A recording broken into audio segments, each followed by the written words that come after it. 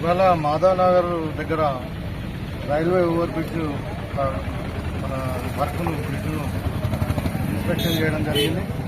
ఇంకా నాతో పాటు R&B ఇంజనీర్లు ఎస్సీ గారు, ఈ గారు అందరు ఉన్నారు. సో వాళ్ళందరూ కూడా బ్రీఫ్ చేశారు. ఇక్కడ వర్క్ బాగానే ఫాస్ట్గానే నడుస్తూ ఉంది.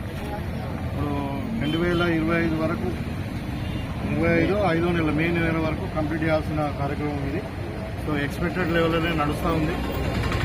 అంటే చిన్న టెక్నికల్ ప్రాబ్లమ్స్ వల్లనే కొద్దిగా డిలే అవుతుంది. కానీ ఇంకా ఇప్పుడు ఇలా మధ్యలో కూడా ఈ రైల్వే కింద కూడా సబ్వే వస్తుంది. ఆ బ్రిడ్జ్ కూడా రైల్వే పనులు చేయాల్సిన అవసరం ఉంది. కాబట్టి మరి అది రైల్వే అనేది సెంట్రల్ గవర్నమెంట్ పరిధిలో ఉంది. దాంట్లో కొంచెం డిలే అయింది. కానీ ఇక్కడ అంతా సక్రమంగానే ఉంది. అయితే ఇక్కడ ఒక అప్రోచ్ రోడ్ మాత్రం R&B డిపార్ట్మెంట్ వాళ్ళు రిక్వెస్ట్ చేయడం జరిగింది. మొత్తం బాగా చేయండి ఈ బ్రిడ్జ్ అయ్యేంత వరకు కూడా అని చెప్పి. ఇంకా ఎందుకంటే 9 మంత్స్ 1 ఇయర్ ఉంది బ్రిడ్జ్ వాడుతుంది. ఆ 1 ఇయర్ కూడా ఈ అప్రోచ్ రోడ్ బాగా చేయాలని చెప్పి వాళ్ళను చెప్పడం జరిగింది.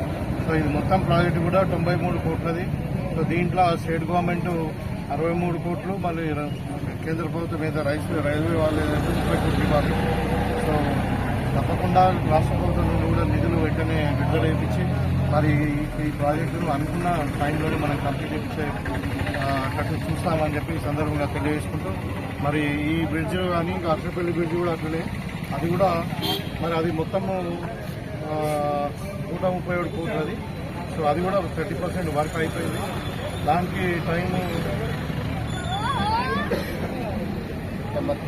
ఇది ఒక 4 నెలలు ఎక్కువ ఉంది. ఇంకా సెప్టెంబర్ 25 వరకు కంప్లీట్ చేయాలి. అది కూడా వారకుంట్లో వర్క్ నడుస్తూ ఉంది. ఎక్కడేం డిలే లేదు. కాకపోతే ఈ అప్రోచ్ కొంచెం బాగుంటే ప్రజలకు ఇబ్బంది కాకుండా ఉంటుందని చెప్పి మరొకసారి వీళ్ళకు విజ్ఞప్తి చేస్తూ తప్పకుండా ఈ బ్రిడ్జ్ కూడా మరి ఏదైనా రీఎంబర్స్మెంట్స్ ఉంటే కూడా ఆ పేపర్ వర్క్ కూడా కంప్లీట్ తొందరగా చేస్తామని చెప్పి నేను పర్టికులర్గా R&B మినిస్టర్ గారితో పర్సనల్గా కలిసి మాట్లాడి ఈ ప్రాబ్లమ్ సాల్వ్ చేస్తాను.